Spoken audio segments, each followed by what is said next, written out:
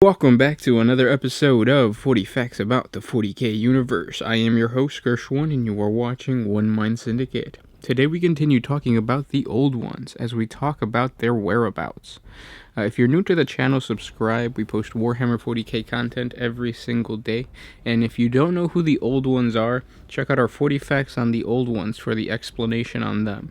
But with that said, let's get into 40 Facts on the whereabouts of the old ones.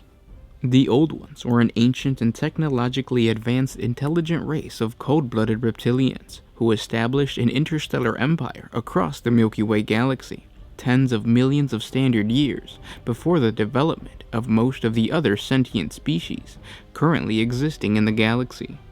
The Old Ones were inherently patient as a race, and before attempting to journey out into interstellar space, they made extensive studies of astronomy and astrophysics, which led them to eventually discover the Immaterium. At the time, the Immaterium was unaffected by the psychic emissions of other intelligent races, and so it was a calm and steady realm of existence. The Old Ones were able to exploit the Immaterium, allowing them to travel across the galaxy at whim through the development of warp space tunneling technology and a network of warp gates called the Webway that instantaneously connected their far-flung interstellar colonies. After the Old Ones solved the puzzle for interstellar transportation, they turned to the puzzle of life. The Old Ones began manipulating and infusing sentient life as they traveled the galaxy. The Milky Way galaxy became dotted with hundreds of sentient life forms that owed their existence to the Old Ones. Most of the races that the Old Ones created are now the powerful and numerous factions in the Milky Way galaxy. Most notable of the Old Ones' creations was the Eldar race. The Old Ones sculpted the Eldar into existence, manipulating either aquatic organisms or avian creatures they found on their travel into the tall, elegant humanoid creatures they are known as today. Other accounts tell that the Old Ones manipulated a space slug to create the Eldar race. The reason the Old Ones chose a slug as the primordial Eldar is because of the slug's natural psychic abilities. The Old Ones were specifically looking to give birth to a powerful psychic species. This origin story is often brushed away as absurd myth by the Eldar, because they see themselves as species too great to be descendants from slugs. The Old Ones furthered their experimentation with life when they created the Quark race, which would later be renamed the Orcs. At a time when the Old Ones were in need of an army, they turned to genetic manipulation to create the Quarks. They manipulated life to create a creature that harbored the genetic traits of both animal and fungal life forms, and it is this unusual biology that gave this new race the ability to break down and repair damaged tissue at an incredible rate. They also infused the Quarks with a natural ability to subconsciously tap into the collective psychic emanation of their own kind and use that energy to feed, essentially going without food or water, but increasing in strength and power. This is known by Imperial savants as Wa energy in the Orcs. The Old Ones also genetically modified the Quark to possess an underlying informational blueprint, allowing a Quark to understand medicine and engineering without having any background knowledge on the matter.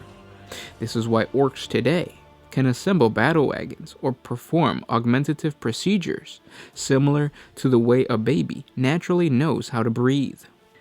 Even the human race felt the helping hand of the Old Ones, as they were behind prehistoric apes' miraculous evolutionary leap, speeding up the process to create modern man.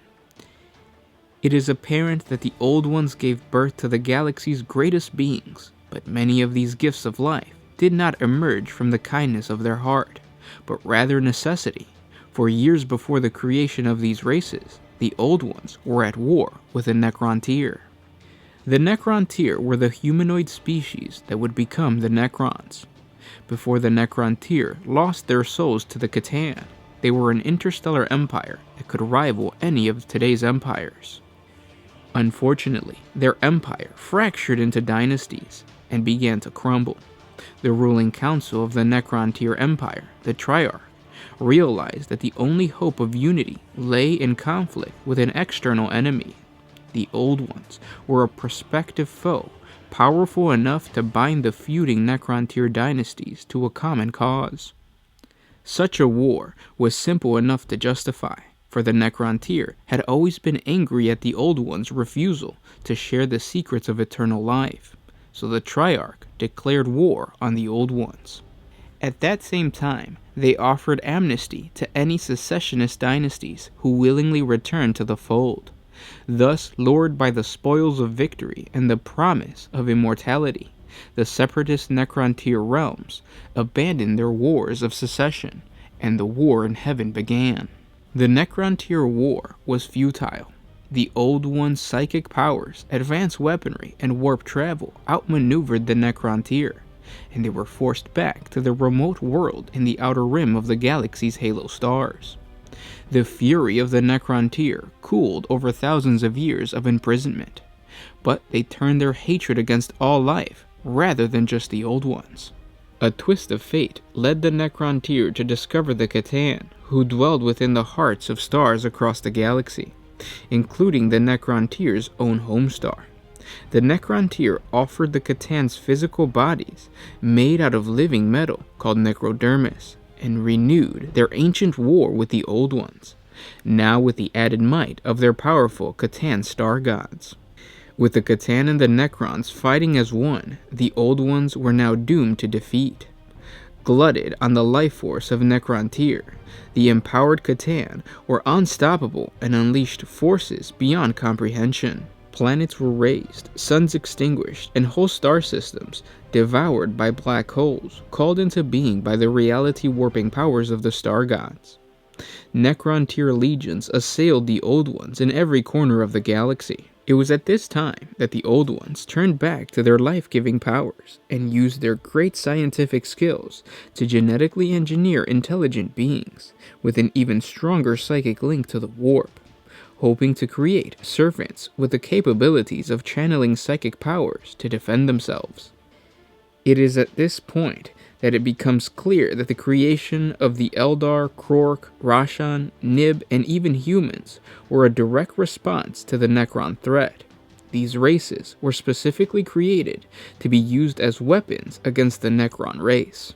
The Old One's psychically empowered servants spread across the galaxy, battling the advanced Necrontyr technology with the psychic power of their warp-spawn sorcery. But it was the very weapons that the Old Ones created that eventually caused their downfall. The growing pains and collective psychic flaws of the younger races threw the untapped psychically reactive energies of the Immaterium into disorder. The maelstrom of souls unleashed into the Immaterium by the carnage of the war in heaven coalesced into the previously formless energies of the warp.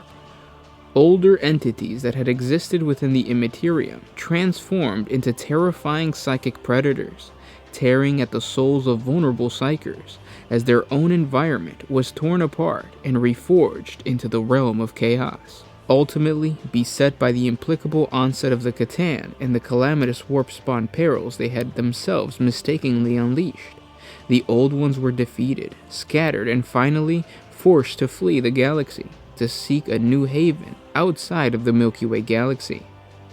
60 million Terran years, the Old Ones have been in exile, and in their absence, the Milky Way galaxy has grown even more turbulent with the encroaching chaotic warp taint that was created by the Old Ones, and their mortal enemies, the Necrons, are still destroying life. When the Old Ones found their new home away from the chaos of the Milky Way galaxy, they began on their path to redemption by creating a new biological weapon that would correct their mistakes. The Old Ones did what they knew best, created life.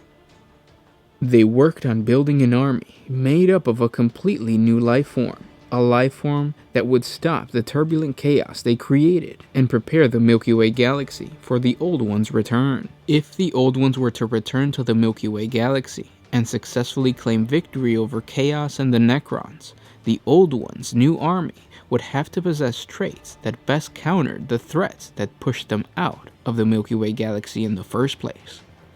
Every creature in this new army would have to emit a power that would nullify psychic energy. This power would have to be instantaneous to guarantee protection from chaos at all times, but at the same time, it could not interfere with the Old One's own psychic abilities. The solution to this was a synaptic transmission that worked to disrupt psychic powers, and was weak enough on its own to have the Old Ones work and interact with their new creation. But once collectively gathered, the transmission would be able to cloud any psychic energy. The Old Ones had done this before, in the form of Wa energy. Wa energy works the same way in that it is not only a force that is weak on its own, and begins to grow stronger and stronger the more creatures that are there, but as a byproduct, it also works to organize large groups into hierarchies. Old Ones took this power a step further. Whereas Wa energy tells orcs to follow the biggest and baddest, this new technology not only gave instructions on who to follow, but it is also synaptically connected to all creatures, so that the higher life forms can control and manipulate the rest. Because the Old Ones had no way of knowing what type of new threat they would encounter upon returning to the Milky Way galaxy, their biological weapon required the ability to adapt to any circumstance encountered on the battlefield. This meant the weapon had to not only counter tactics employed by new enemies, but it must also counter new weapons possessed by the unknown inhabitants of the Milky Way galaxy.